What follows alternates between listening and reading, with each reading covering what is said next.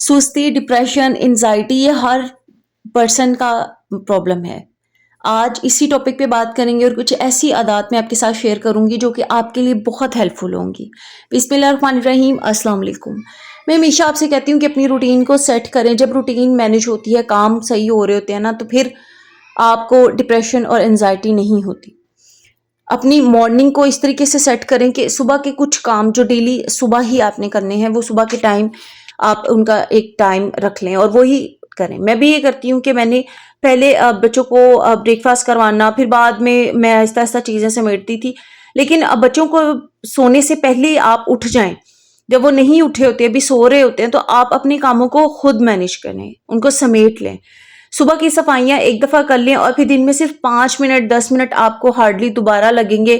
جو تھوڑا بہت میس ہے، بچے ہیں، انہوں نے یہ کرنا ہے، لائف کا پارٹ ہے، اس چیز کو سمجھیں. اکثر مائیں اس چیز کی بہت ٹینشن لے لیتی ہیں کہ ہمارے بچے بہت زیادہ میس کریٹ کرتے ہیں. بچوں کا کام ہے یہ کرنا، لیکن وقت کے ساتھ ساتھ ان کی ہیبٹس کو بہتر کرنا بھی ایک ماں کی ذمہ داری ہے. بچوں کو ساتھ ساتھ گائیڈ لائنس دیتے رہے، انسٹرکشنز دیتے رہے، تو بچے سیکھ جاتے ہیں. لیکن ایک ہی دن میں وہ پرفیکٹ نہیں ہو سکتے، کوئی بھی پرفیکٹ نہیں ہوتا.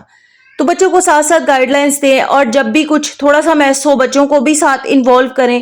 ان کو غصہ کرنے کے بجائے ان کو پیار سے کہیں کہ آؤ ہم مل کے یہ سب کچھ سیٹ کرتے ہیں. آپ کا ڈپریشن اور انزائٹی اسی ٹائم ختم ہو جائے گا. اس کے علاوہ ایک اور ہیبٹ جو کہ آپ کی ڈپریشن اور انزائٹی کی وجہ بنتی ہے ہاؤس وائفز کے لیے، مدرس کے لیے، وہ یہ ہے کہ گھر میں کوئی پرابلم ہوگی، چھوٹی موٹی بات ہوگی، بس اس کی ٹینشن سارا دن لے کے ہم اپنے آپ کو اتنا پریشان کر لیتے ہیں کہ ہم اپنی روٹین سے بھی بہت زیادہ بور ہو جاتے ہیں، بہت پریشان ہو جاتے ہیں. اور ہمارا غصہ موسٹلی مدرس کا غصہ ان کے بچوں پہ نکل رہا ہوتا ہے.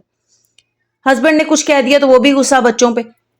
بچوں کی کوئی غلطی نہیں ہے، اور آپ کے ہسبینڈ جو آپ کا ان کے ساتھ مسئلہ ہے نا، وہ چلے گئے ہیں، وہ اپنے کاموں میں بزی ہو گئے ہیں، وہ جاب کرتے ہیں یا ان کا اپنا کام ہے، جو بھی سلسلہ ہے. آپ گھر میں بیٹھ کر اسی بارے میں سوچ کے اپنے آپ کو پریشان کر رہی ہیں. تو بالکل بھی ان چیزوں کی ٹینشن نہ لیں، کیونکہ وقت کے ساتھ ساتھ ہر چیز بہتر ہو جاتی ہے. اور جو لوگ صبر کرتے ہیں، برداشت کرتے ہیں، اللہ تعالیٰ ان کی زندگی میں معجزات دکھاتے ہیں. میں نے ہمیشہ یہ ہیبٹ اڈاپٹ کی ہے کہ میں کلیننگ وغیرہ کرتی رہتی ہوں چیزوں کی. اور آج میں نے نا اپنی میٹ بھی، ڈور میٹ جو واش روم کا میٹ تھا اور ڈور میٹ، میں نے دونوں کو واش کر لیا تھا.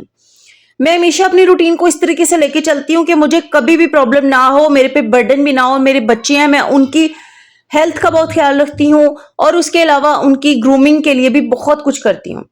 ان کی سٹڈیز میں خود کرواتی ہوں، انہیں چھوٹی چھوٹی چیزیں یاد کرواتی رہتی ہوں، انہیں چھوٹی چھوٹی ایسی ہیبٹس بتاتی ہوں جس سے وہ اڈاپٹ بھی کرتے ہیں ایزیلی. آج کل جو جنریشن ہے یہ ماشاءاللہ بہت انٹیلیجنٹ ہے، ان پہ تھوڑی سی محنت کی ضرورت ہے اور بچے سب کچھ سیکھ لیتے ہیں. اس وجہ سے اپنے بچوں کو وقت دیں، اپنی فیملی کو وقت دیں. جب آپ کوالٹی ٹائم اپنے بچوں کے ساتھ، اپنی فیملی کے ساتھ سپینڈ کریں گے تو کوئی انزائٹی، کوئی ڈپریشن نہیں ہوگا.